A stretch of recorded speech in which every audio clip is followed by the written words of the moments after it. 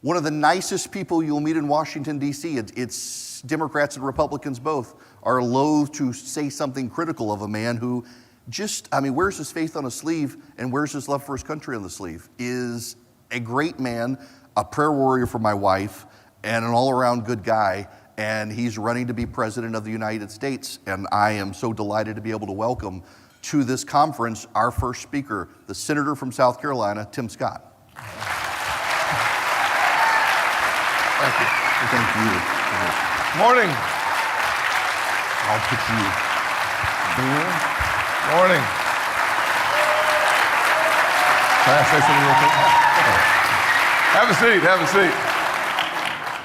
I will say, I'm so happy that your wife is doing better. We were talking backstage about the importance of Scripture. Matthew 8:17 says that Jesus himself took our infirmities and bore our sicknesses. And we have reasons to be optimistic when we have the Lord reigning over our lives. At least I would say amen. Eric's going to tell me to sit down and shut up in a second, so let me just say this real quick. My mama's with us today. Mom, stand up real quick here.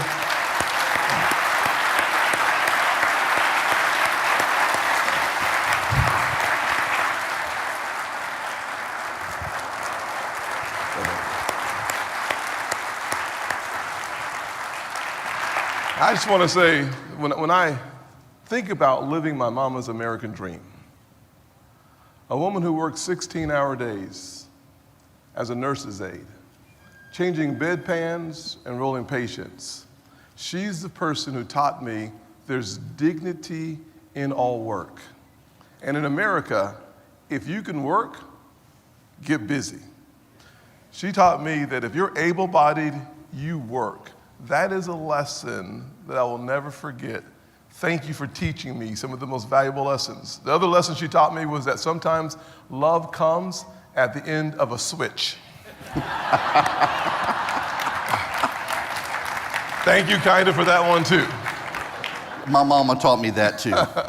When I was a kid, my mom would say, switch your hand. And well, with her, we wanted hand. With my dad, we prefer the belt. There you go. And all God's people said amen. Yes. So first, thank you for coming. Absolutely. It's a whirlwind trip. I know you've got a debate coming up. Yes. I want to start with the question for all the people running for president. You've got a former president, former vice president, governors, senators. Why should Americans vote for you for president? You know, I think, great question, Eric. Perhaps the most important reason is I think God wastes none of the characteristics he's given us. I was blessed to be bald at 57 years old by the good Lord, and one of the things I say is that the truth of my life disproves the lies of the radical left. I am living proof that the American dream is alive and it is well, and that no matter where you start in this country, if you work hard, work on your character, have strong grit, all things are possible. I'm a big believer in Ephesians 3:20 that God is able to do exceedingly abundantly above all that we ask or imagine. And when you're a kid growing up in a single-parent household, mired in poverty, you look around and you don't see any real reasons to be optimistic about your future. Learning from a mother the power of work, learning from a mentor that all things are possible, and yes, having a job is good, but creating jobs is better. Having an income, you've done well, but if you can create a profit, you can change your community. Having the ability to look at the left, the far radical left, and say that what I have experienced as a person in this amazing country is in fact proof that the lies that you're selling, that weaponizing race and class whenever you're losing an argument, you can't do that with me.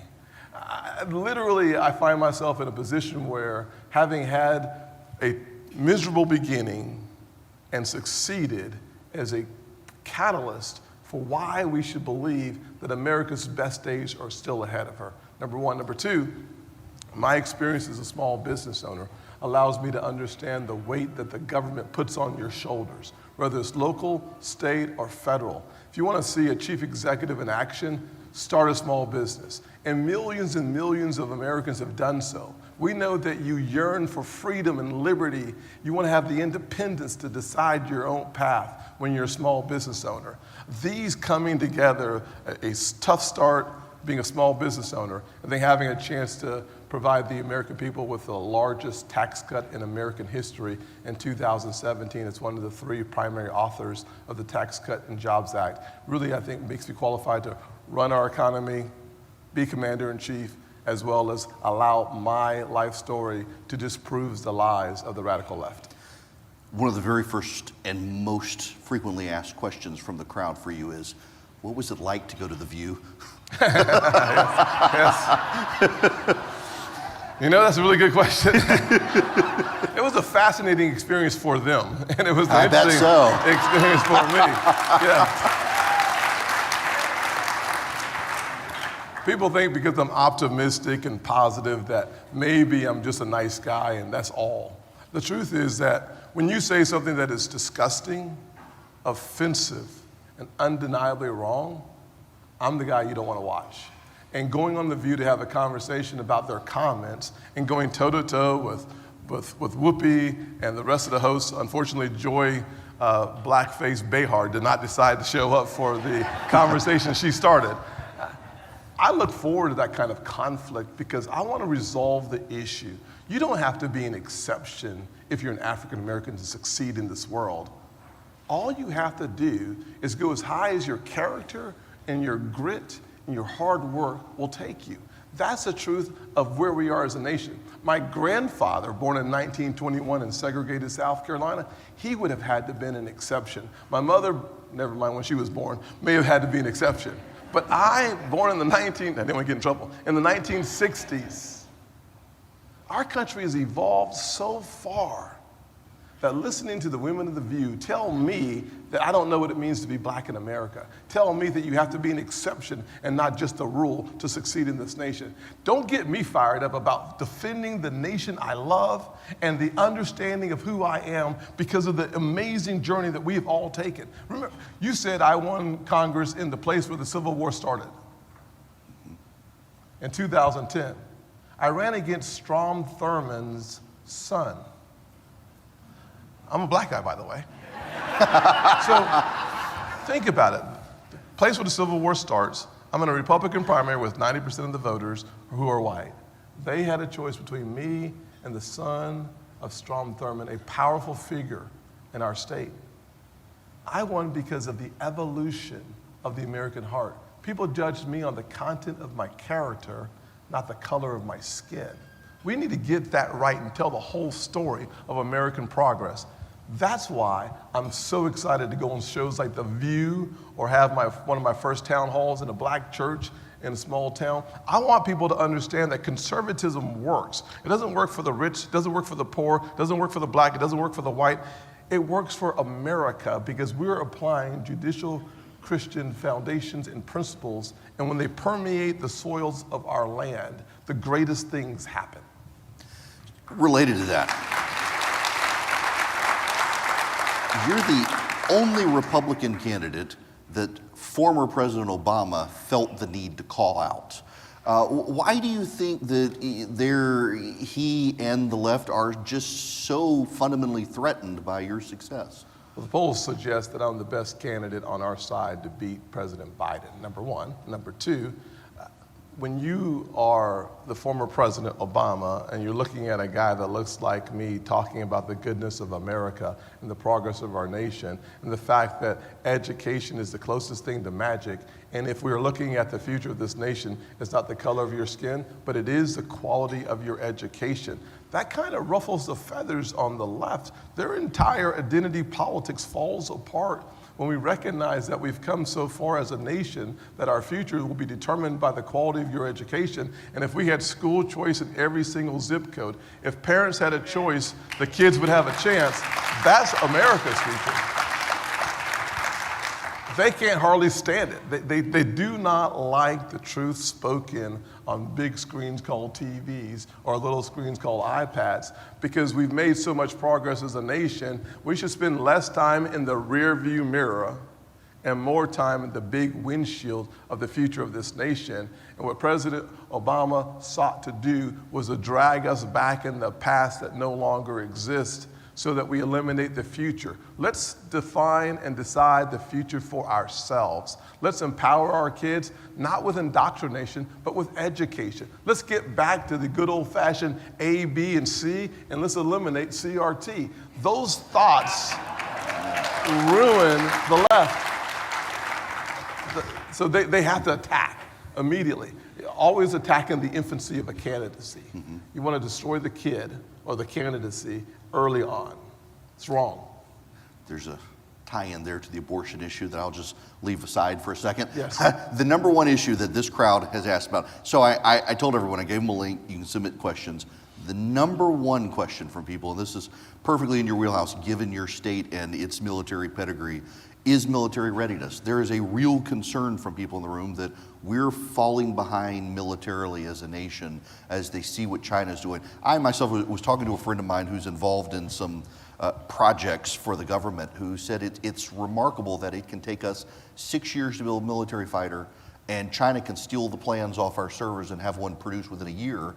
And our bureaucracy and our military industrial complex seems overwhelmed with red tape now that we can't advance. Yes.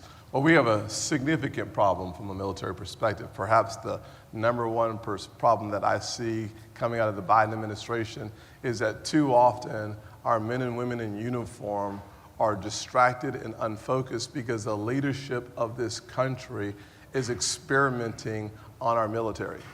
We have to eliminate all experimentation, whether it's vaccines or ESG or DEI or gender issues. We need to have one focus for our military, and that focus must be lethality. We have to be lethal. That is the focus. If we have the fiercest fighting force on God's green earth, go win the war and come back safe. And we are not giving our men and women the focus they need because the leadership is so distracted by all the cultural and social issues that they can't focus on the primary responsibility, number one. Number two, the procurement process that you just talked about is a massive failure in our military. We cannot bring in new competitors in the procurement process because they've been pushed out. We need to get to a place where we have cheaper, more lethal, and more accurate weapons. That means we need to bring in a whole new industrial complex, a part of the conversation that's not happening today. We spend about a little under $900 billion on our military. We need to actually increase our spending in our military. I would simply say that if we cannot engage in conflict, and I hope we don't have to, on three different continents at the exact same time, our military isn't prepared and our leaders aren't thinking that way. Think about where we are as a world today. Number one, Eastern Europe, Russia, Ukraine, conflict boiling. NATO territory contiguous with Ukraine, real issues for all of the Western alliance. Number two, the Middle East. Our strongest ally, Israel, in the Middle East, the only democracy, is surrounded by about 400 million people, some of whom would like them not to be on the earth at all.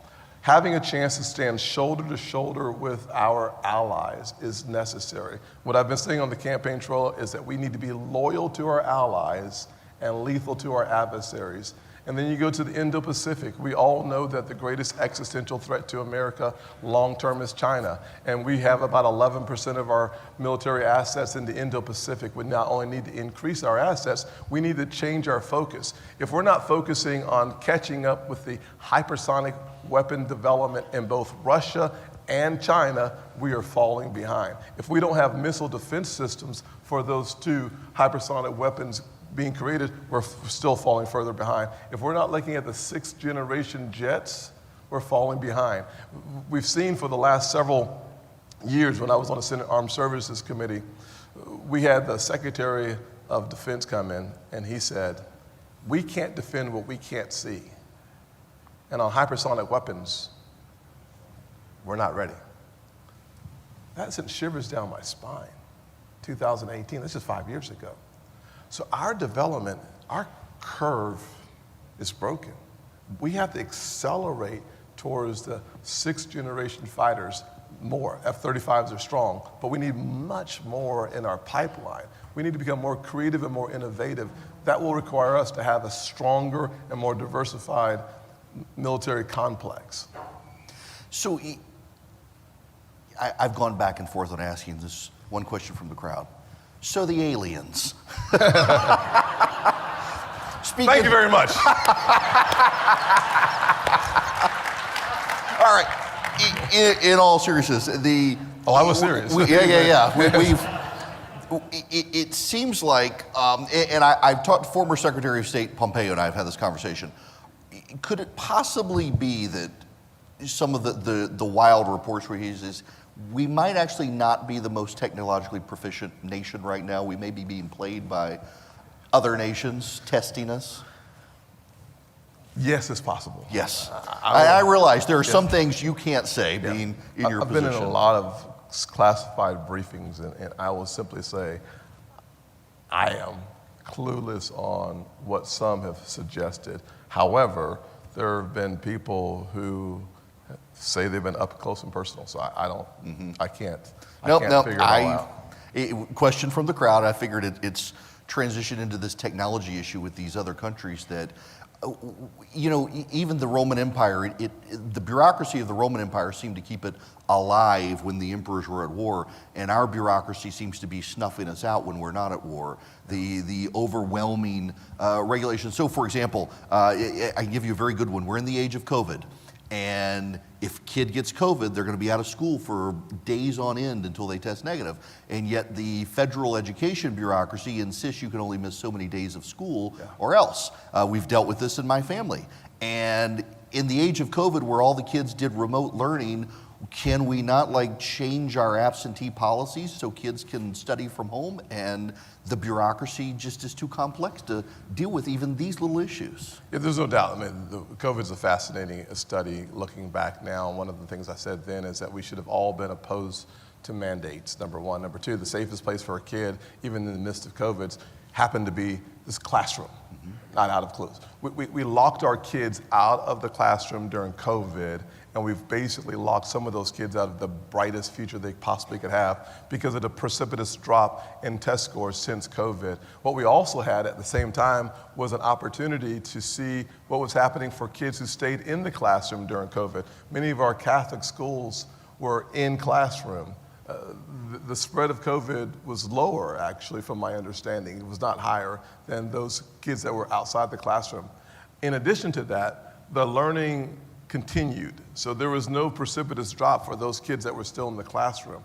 Now we're going to have to figure out how to make that up as a nation, because that will cost us trillions of dollars over the lifetime of the kids that were locked out of the classrooms. But more importantly, this thing called human dignity comes from maximizing your potential. That requires you to get all that you can while you can. That did not happen for too many of our kids in COVID. And finally, I would simply say that the experimentation that I talk about, when they say follow the science, they're experimenting. They didn't follow the science. It was 10 days for a mask, then it was 5 days for a mask. It was not the Wuhan lab, and it is the Wuhan lab. Keep the kids out of school. No, actually, they're better in school. Follow the science? We were lied to by Dr. Fauci. It was devastating, the impact of the lies and the theories, not the science. It was devastating. So if you're president, we've got this massive bureaucracy, and as I understand it, as people are exiting an administration who are political appointees, they can take equivalent jobs inside the civil service, and many Democrats seem to do that. How do you go rooting this stuff out to try to get the bureaucracy functioning again? Yeah, the biggest thing that we can do to manage and then reduce the size of the bureaucracy is to get the federal government doing tasks only assigned by our Constitution to the federal government. Amen to that.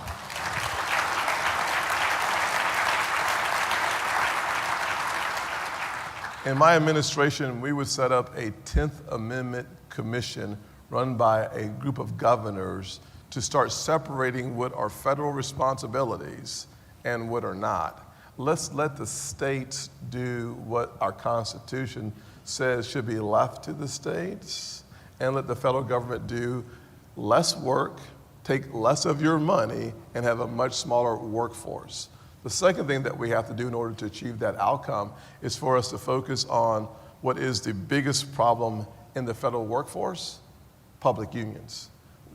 We have to do battle with our public unions. About 7 or 8% of the private sector is unionized.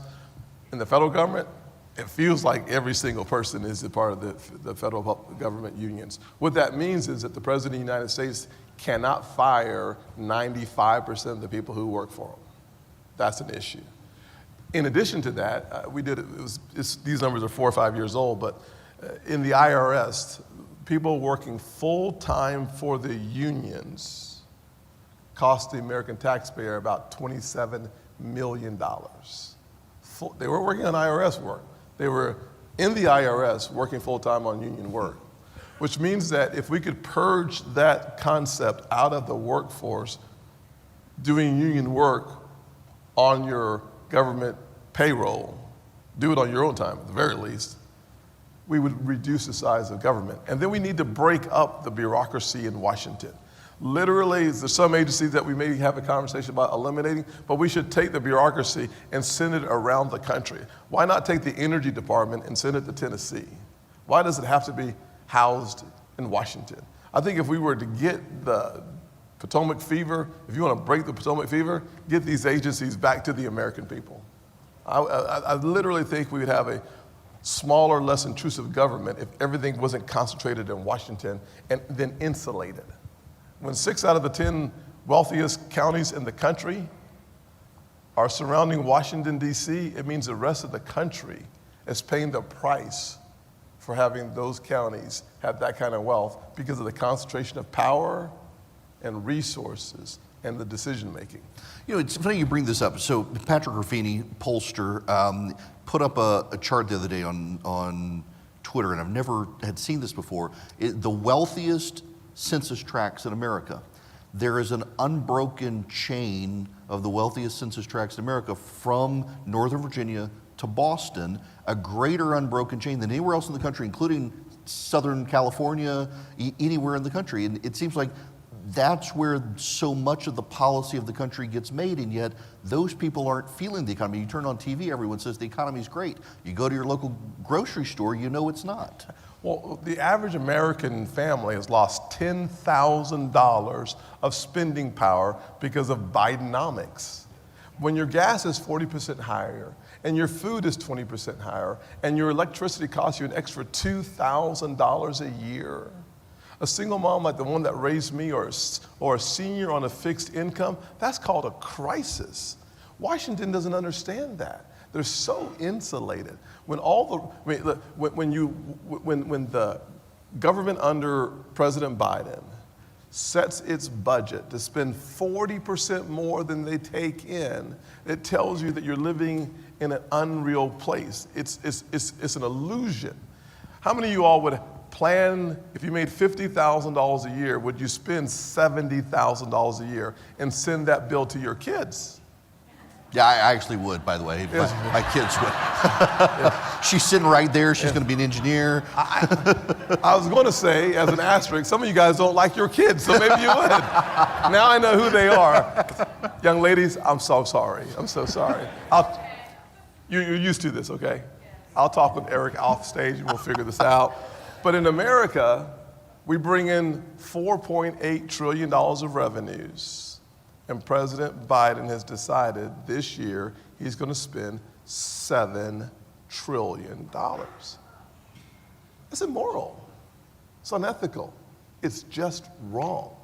And we have to have a president who understands you don't print and spend trillions of dollars, leading to 16% inflation, and then do a tour of the nation talking about how good your economic policies have been. We just saw a 20-year high in the price of the average mortgage breaking 7%.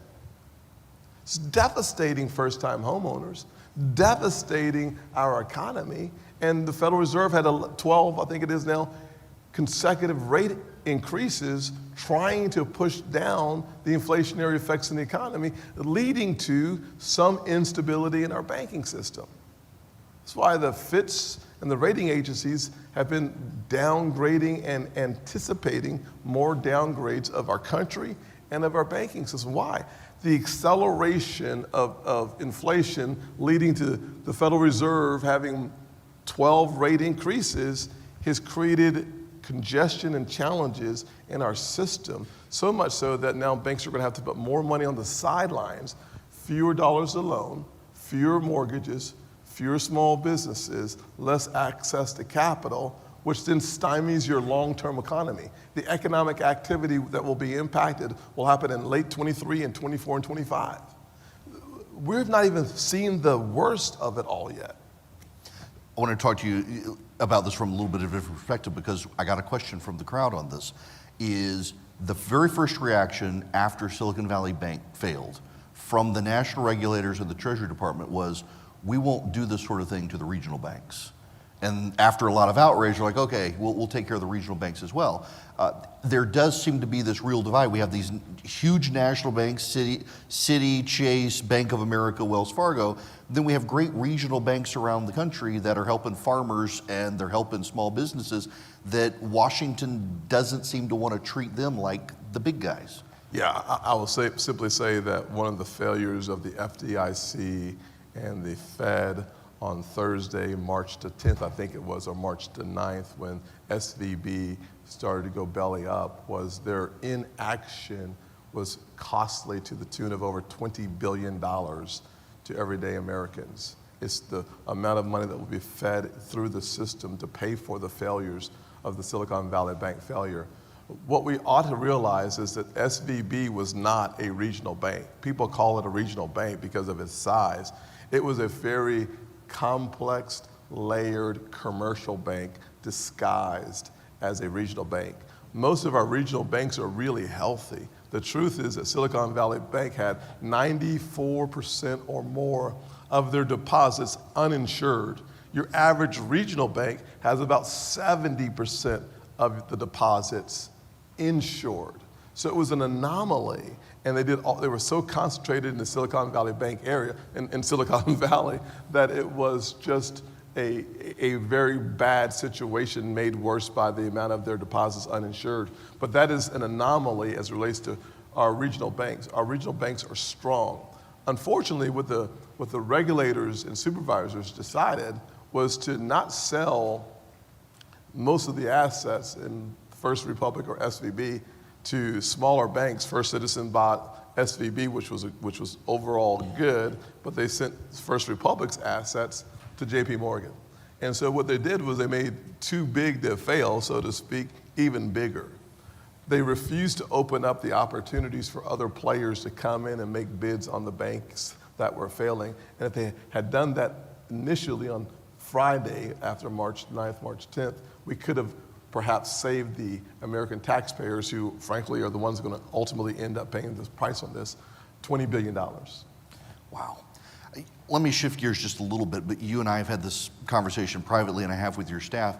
I'm increasingly aware of businesses, particularly in the gun industry, that national banks and even some regional banks just shut down their bank accounts and send them a check back because they don't want to do business with them. And it seems like progressives in particular are using private sector insurance regulators, insurance banks to push aside those sorts of entities they don't like, particularly in the gun industry. What can or should Congress be looking at for that? Yeah, what I've said to federal regulators, and this is a really interesting issue, especially for the state of Georgia. What we saw during the Georgia state law, when the voting laws were being changed, if you guys recall, Joe Biden said that changing the Georgia election laws was going to be Jim Crow 2.0, and that they were going to stop poor black folks from being able to vote, and they were going to discriminate against poor counties. And the reality of it is that at the end of the election, what we saw was 0% African American complaints about the election, the highest turnout, and Republicans, we still won almost all the statewide seats except for the seat for the Senate. So what we saw was voter integrity increased while we did the right thing. I brought that up for this reason, because Bank of America, JP Morgan, 4 of our major banks, along with Delta Airlines and lots of Coca-Cola and businesses came out and said, we are going to oppose that law because it's just bad and evil. And I'm the leading Republican on the banking committee, and that's why I sound so boring when I'm talking about all this banking policy, but I apologize for that. I had those 4 major banks in front of me, and I asked the question, what part of the Georgia law are you guys opposed to? And for 60 seconds in the middle of a hearing, not a soul said a word because they hadn't read the Georgia law. They had no clue what was going on. And then I said, you're going to take a stand against a law you don't know, but you're willing to unbank legal entities, legal businesses, because you don't like them, which are the gun industry and the oil and gas industry. These are 2 legal industries that banks are saying, we're not going to bank. I've suggested that if you're going to tell us what you're going to bank and what you're not going to bank, we should have a conversation about your federal support of your industry. If the FDIC allows you to be in business, you don't get to choose which legal businesses you are going to bank. You're going to bank all legal businesses, period. And that would solve the problem.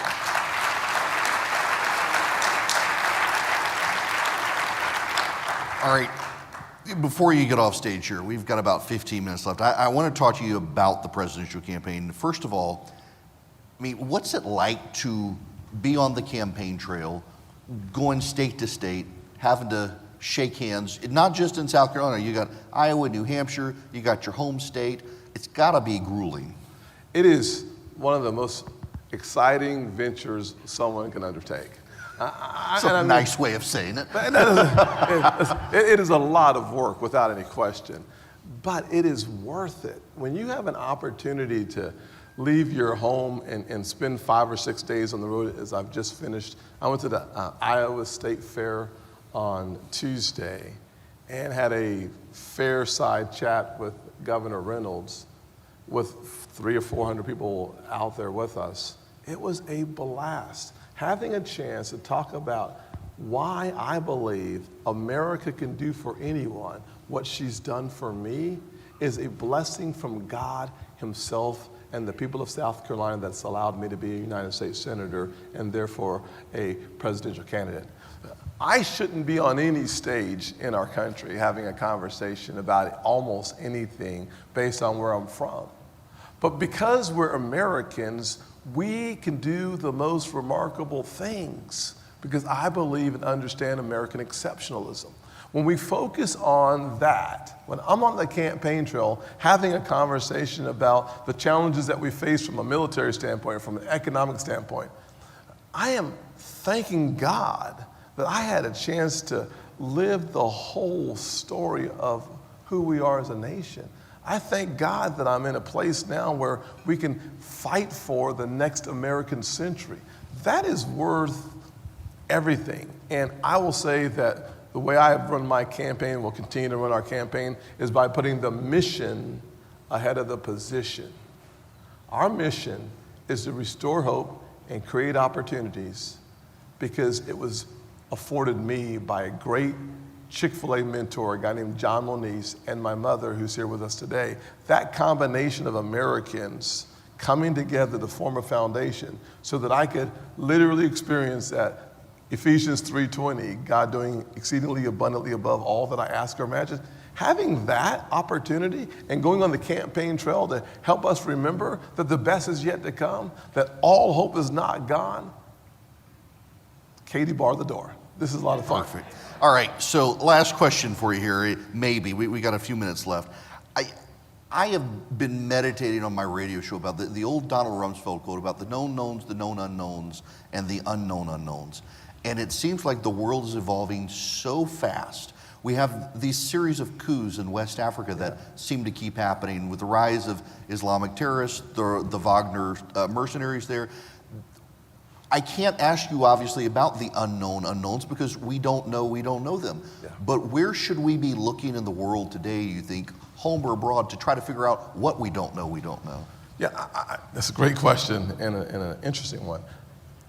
What you just described is the terrorism and the coups that are growing in the Sahel of Africa. Really important region as it relates to what we can anticipate in 5, 10, and 15 years as terrorism may be finding a new place to germinate in a powerful way. One of the most important weapons that we have for good that I think we are overlooking is the importance of our energy economy. A part of the answer that we have for the challenges that we could be facing around the world comes to America's energy independence. And let me put some skin on the bones for that, especially when you think about the known knowns and the unknown unknowns. One of the solutions to it all is providing our resources across the globe. In Africa, you have 950 million people. In China, over 1.3 billion people. In India, more than they have in China. So we have over 3 billion people in this area of the world, and probably 80% aggregate still live in abject poverty. And so they're burning for energy dung and wood, 2 major carcinogenics. In America, we have the greatest, strongest reserve of oil, gas, and coal. If we were exporting our energy around the world, we'd create millions of high-paying American jobs, and at the same time, we'd start solving problems in regions like the Sahel and around the world where they are energy starved. When we give kids and families hope because of our energy exploration, I believe we start stabilizing parts of the world. Now in Africa, certainly they have a ton of energy as well. Part of the challenge is there's so much corruption that getting the average person to benefit from it is really high.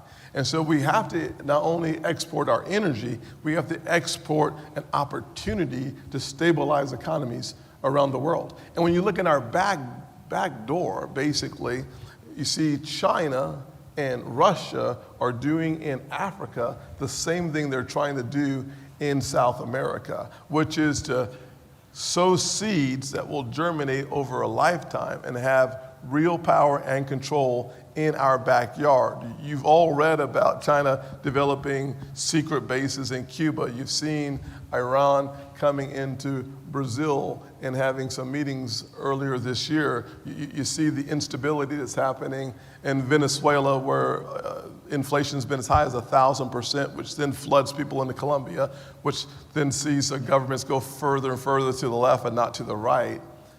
All of that consternation and confusion creates a wide open field for Russia and China to bring resources into our backyard and take advantage of folks in the same fashion that they're doing in Africa as well as the Middle East. We have to have the resources and the stability in our own economy to weather these storms. I have something that I would institute as president called Made in America, which is a plan to create 10 million new jobs, many of those jobs in the energy industry that we could export and then stabilize the world by having American leadership strong, clear, and forward-looking, helping to bring stability to hotbeds around this world. It will keep our American soldiers safer. It will create millions of American jobs. It will promote and encourage the kind of leadership that the world's missing today. I keep telling folks, it is not the strength of dictators, whether it's Putin or Xi, it's the weakness of the American president that causes consternation and instability around the world.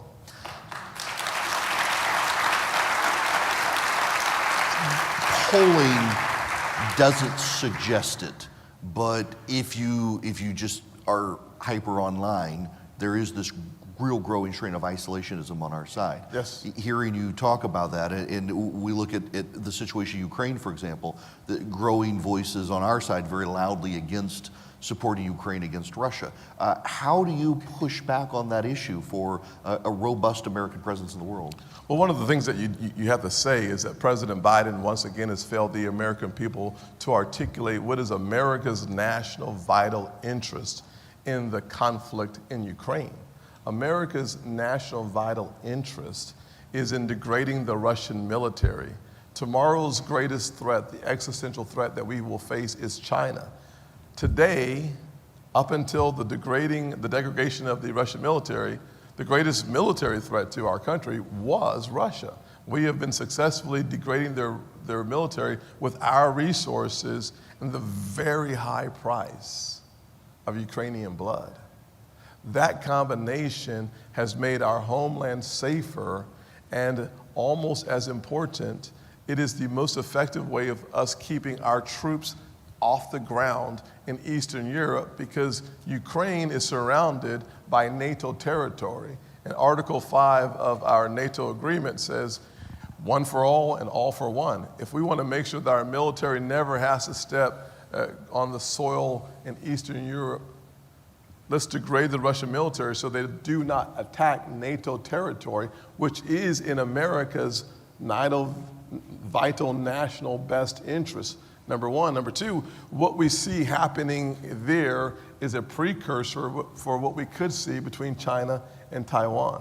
And so when you start thinking about this globally, even if you are more of a protectionist, the most important thing to do to protect American soldiers and our sovereign territory is to make sure that our adversaries are degraded without the use of our military. Final thing I'd say is President Biden has done a miserable job of having accountability in the resources that we send over to Ukraine. We need a president who not only supports a fast conclusion, but someone who understands the importance of accountability to the American people with your dollars. There are no federal dollars. There are only tax dollars, and they're yours. And so we serve you.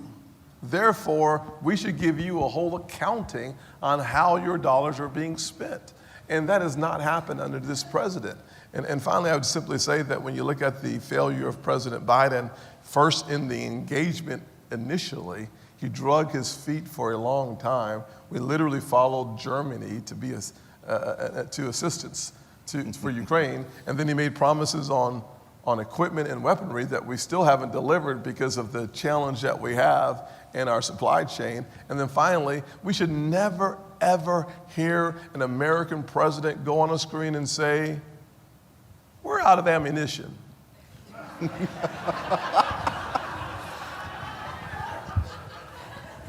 I'm sorry, what? I was so embarrassed to see the American president share sensitive information, not only with the American people, but with the world. We have to have a president who respects our nation and our military and never runs out of weapons and never runs out of ammunition. That's called common sense. Unbelievable frustrating. Okay, so let me wrap this up first. I haven't even commented on your socks. I'm up here jealous. Great sock game there. Well done. I love the shoes, by the way. You know, long story on these. Okay. I've been admiring yours. All right. I am, and we've talked about the pyramid issue, but the fact that you do have the military, you got the president, I mean, telling the world we can't make enough missiles, we can't make enough ammunition. How does this happen? We elected the wrong guy. Number one, it's time. Here's my wrap up. It's time to fire Joe Biden. It is time to fire Merrick Garland. And it's time to fire Christopher Wray. We need to clean out the entire DOJ. We need to clean out the White House staff. We need to clean out all the political appointees so that we can restore confidence and integrity for the American people in the Department of Justice, because Lady Justice needs a blindfold, number one. Number two, we restore confidence and we get rid of the problems and the confusion that we're seeing from President Biden by having a president who can walk and chew gum at the same time. Pun not intended, pun not intended. But now that we're there, listen, part of the problem that we're having with the American people having confidence in our government is that when we talk about Ukraine, it is frustrating that we have not seen action on America's greatest national security risk, which happens today to be our southern border. We need a president who recognizes that the southern border that has led to 70,000 Americans losing their lives in the last 12 months because of fentanyl, the precursor coming from China, developed in Mexican labs, and then the cartels bringing it across our southern border and ports of entry. If we had a president who closed our southern border, for less than $10 billion, we finished the wall, and for $5 billion, we used the available military-grade technology to spot and detect human trafficking and fentanyl, we could close our southern border and stop 6 million illegal crossings and 200 folks on our security watch list from coming over and trying to devastate this nation. If we had a commander-in-chief who could focus on Eastern Europe, Middle East, Indo-Pacific, and the Sahel of Africa, but always knew that the primary responsibility is to first secure the sovereign borders of the most powerful force for good called America. If we started there, the American people would have more confidence in their commander-in-chief. Thank you for spending time with me. Yes, sir. Thank you for doing this. Good luck at the debate this coming week. I'm a fan. I pray for you. Thank you. And I will keep praying for you. And thanks for having your mom here as well. Senator Tim Scott. Thanks, sir. Appreciate it. Thank you all. Thank you.